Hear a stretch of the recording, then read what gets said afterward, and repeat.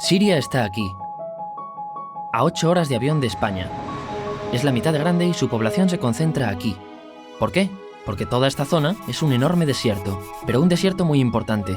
Tiene 1/3 de las reservas de petróleo del mundo y también de gas natural. Según algunos, el nuevo petróleo. Para sacarlo de aquí y llevarlo a Europa, hay que rodear toda esta península y salir por el canal de Suez. Como te puedes imaginar, aquí te cobran. Pero hay otra manera más fácil, la línea recta. El que controle estas tuberías las puede abrir y cerrar, como un grifo. Si no pagas, no hay petróleo, ni gas. Esta región es increíble. La civilización en el planeta empieza en 3 sitios y este es uno de ellos. Mesopotamia, aquí. Sumer, que te sonará menos, pero es donde empieza todo, aquí también. ¿Recuerdas la Torre de Babel de la Biblia? La hicieron estos tíos. Egipto, aquí. Siempre ha sido un punto de contacto entre Oriente y Occidente, dando a Asia salida al Mediterráneo.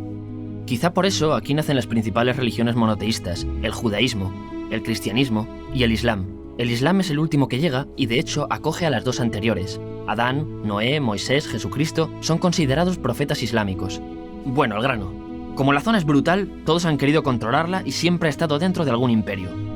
Los persas, los griegos, los romanos. El imperio romano termina partiéndose en 2 y finalmente solo sobrevive esto. Ahora es cuando la última religión monoteísta, el Islam, construye su propio imperio. ¿Te acuerdas de las cruzadas? Bueno, pues son los europeos cristianos intentando recuperar esta zona de la que estamos hablando. Los últimos en llegar son los turcos, que ojo, no vienen de Turquía, sino de muy lejos en Asia, junto con Gengis Khan. Lo conquistan todo y fundan el Imperio Otomano. El Imperio Otomano se queda ahí hasta la Primera Guerra Mundial. 600 años. Cuando acaba la Primera Guerra Mundial, aparecen pequeños países donde antes estaba el Imperio Otomano. Y por primera vez vemos a Siria en un mapa. Hasta ahora la habíamos dibujado para no perdernos. ¿Y quién se inventa estos países? Bueno, lo que te voy a contar es alto secreto.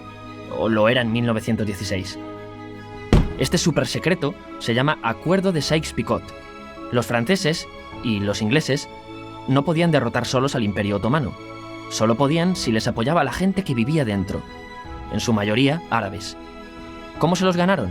Pues les prometieron la Gran Arabia, un país solo para ellos. El único problema es que era un timo. Antes de seguir, recuerda una cosa.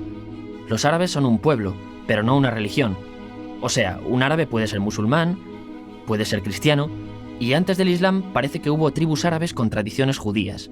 Bueno, pues a los árabes no les dieron ese único país que les habían prometido. En su lugar, franceses y británicos crearon muchos países pequeños. Estos países, obviamente, no eran países de verdad, sino zonas bajo su control, con gobernantes puestos por ellos. Durante este tiempo hacen lo que quieren con la zona.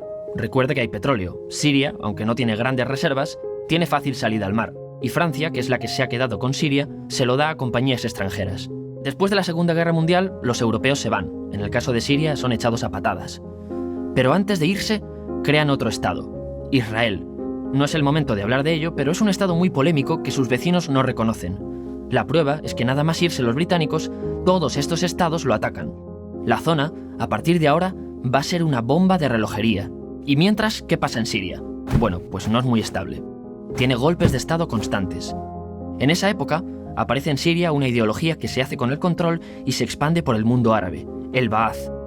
Esta ideología mezcla el antiguo sueño de una sola nación árabe con ideas socialistas.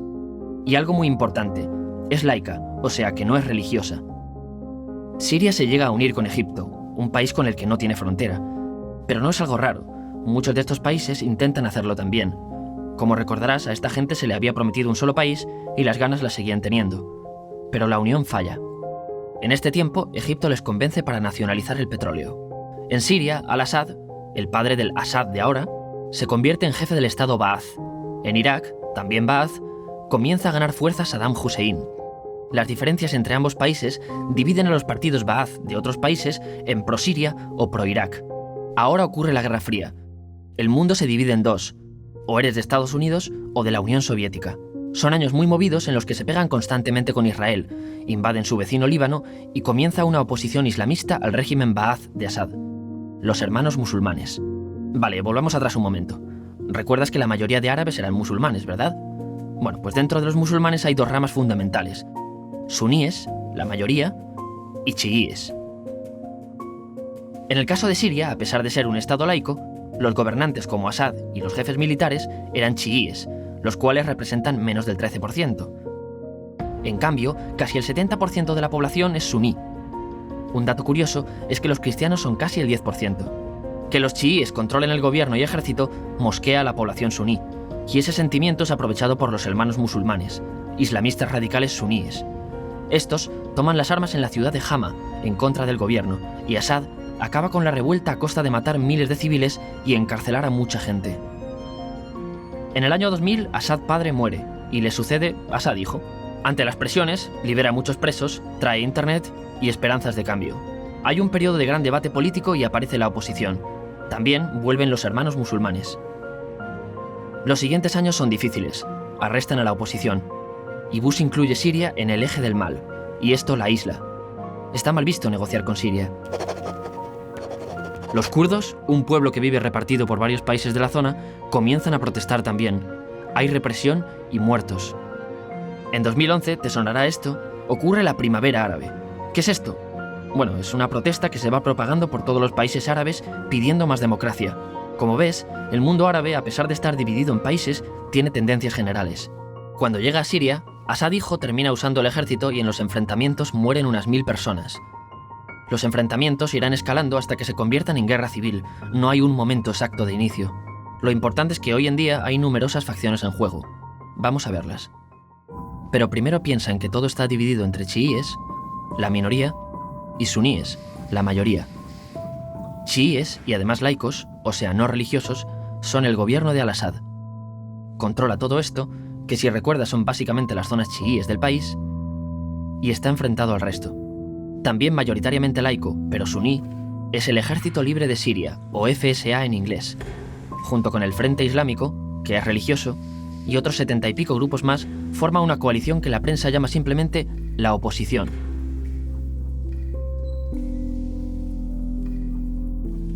También suníes e islamistas, pero radicales, son Al-Nusra, llamados Al-Qaeda en Siria porque son básicamente eso, Al-Qaeda en Siria. Otros islamistas radicales son el ISIS o Estado Islámico. Salen de Al-Qaeda en Irak, controlan la mayor parte de Siria e Irak y se han hecho famosos por sus atrocidades.